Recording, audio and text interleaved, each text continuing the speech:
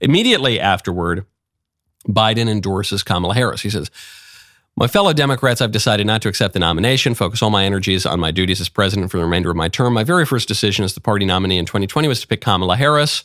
This is the best decision I've made. Today, I want to offer my full support and endorsement for Kamala to be the nominee of our party this year. Democrats, it's time to come together and beat Trump. Let's do this." And there's a picture of Kamala laughing with her hand on Joe's back. Joe kind of looking confused but smiling, walking through the Rose Garden. It brings to mind that last scene of Mice and Men. You know, George and Letty go down to the pond.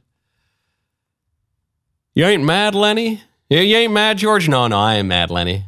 I ain't never been mad." Now think of the rabbits, Lenny. Think of those rabbits. That's Kamala right there. Just think of the ice cream, Joe. No, it's okay, Joe. So now we have a presumptive Democrat nominee, Kamala Harris. Many people are not familiar with her. I've been following her career since she was an AG and senator from California, because, you know, I did live in California for some time. And I always thought, well, I'm being a big man and admitting I was wrong about Biden likely staying in the race. I did call from the beginning that this woman would go far in politics, not because she's popular, not because anyone wants to vote for her or anything like that, but she's very crafty. And she has made it now to become the Democrat nominee or presumptive Democrat nominee for president without ever having won a single vote in a primary that she was running in for president. That's pretty amazing. For those of you who are not as familiar with Kamala Harris, here's just a little overview. I can imagine what can be and be unburdened by what has been. You know? What can be unburdened by what has been. What can be unburdened by what has been. You think you just fell out of a coconut tree?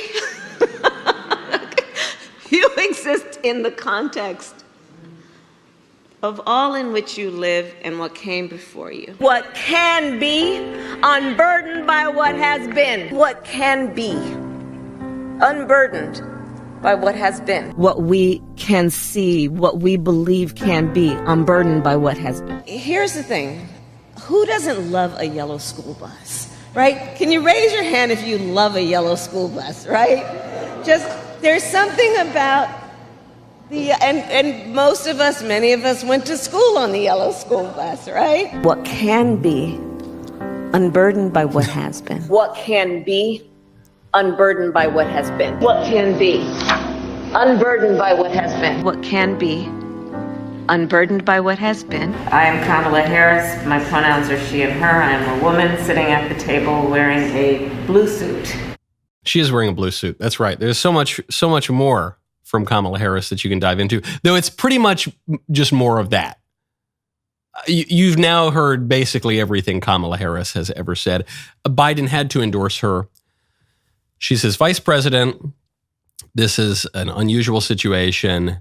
And the Democrats love the identity politics. She's at least partially black. She's actually half Indian, Tamil Indian, and then she's Afro-Jamaican, so a little black, a little bit of white. But in the calculus of the Democrats, that makes her black. That makes her pretty much Malcolm X. So she is a black woman. She ranks very high on the intersectional hierarchy, and so Biden had to pick her. Much of the Democrat establishment has leapt on, but there are some big players in the Dem establishment who are not fully on board with Kamala yet. The Clintons have endorsed Kamala Harris, which means that we're not going to have to deal with Hillary running again. It means we don't get to deal with Hillary running again. That would have been great, but it's not happening. They've endorsed Kamala. The Congressional Black Caucus, which is very popular and powerful, has endorsed Kamala. Some big donors have. A number of other legislators, members of Congress, super PACs have endorsed Kamala. Gavin Newsom finally endorsed Kamala. Gavin Newsom, the governor of California, who clearly wanted to be president and still wants to be president, he tweeted out when Biden said he was stepping down, he said, "This is great, Biden, you're great, you're a wonderful man, this is so wonderful." And then 6 hours later, he endorsed Kamala. Don't forget, Biden says, "I'm stepping down," and then almost immediately afterwards says, "I'm endorsing Kamala." Can you imagine those 6 hours for Gavin Newsom? Can you imagine the amount of scheming and calculating and deal-making he must have gone through during those 6 hours? But eventually he got on board. Jared Polis, Colorado governor, Roy Cooper, North Carolina governor. Josh Shapiro, who's being discussed as a potential running mate to Kamala, Pennsylvania governor, he got on board. Number of senators, number of congressmen. Okay. As of this morning, Pelosi was not yet on board. Schumer was not yet on board. The Obamas were not yet on board. Now, again, this could change as I'm speaking during this show. This is obviously a very fluid situation. The fact that the Obamas did not immediately endorse Kamala does raise the question about what I always felt was a fantasy and a fever dream, that Michelle Obama could step in. You heard this from a lot of political nerds and fan fiction authors. They said, oh, but actually what could happen? Biden gets out, and it's not Kamala. They pay Kamala to go away, and Michelle Obama steps in. And I thought, I don't really buy that. I don't think Michelle Obama wants to be president.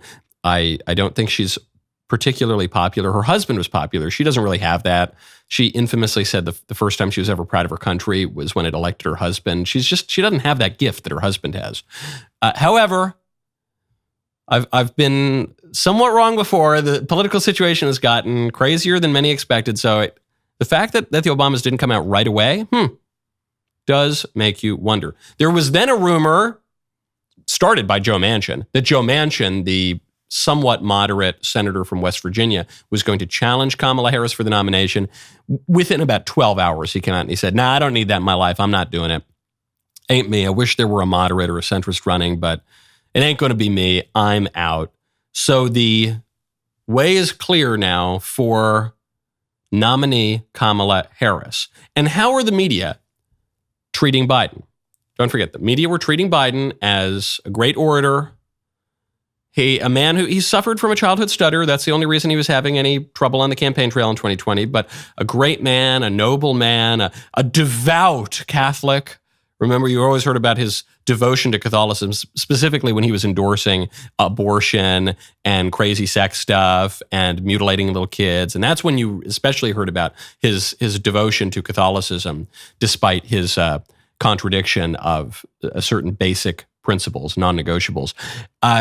Then, over the past few weeks, the media have said Biden's an old demented coot and he's got to get out of the race. Now, however, they're back to liking Biden.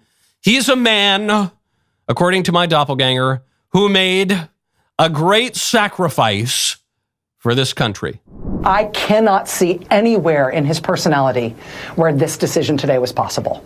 This is the opposite of something that is natural or easy for him. He is just not built to do something like this because his superpower is being underestimated.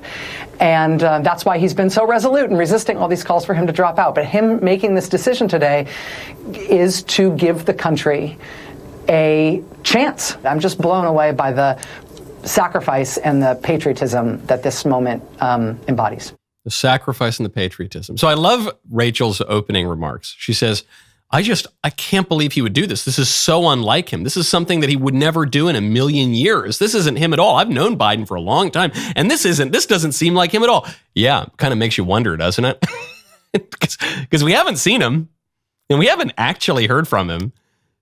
And this is totally unlike him, and it contradicts what he's been saying for weeks up until just a few days ago. Yeah, kind of makes you wonder. Has anyone told Biden? Is Biden okay? Has anyone checked in at Rehoboth Beach? That was a great clip. Now hold up, ring the bell, subscribe to the Michael Knowles YouTube channel like 2 million others have done, and we'll see you next time.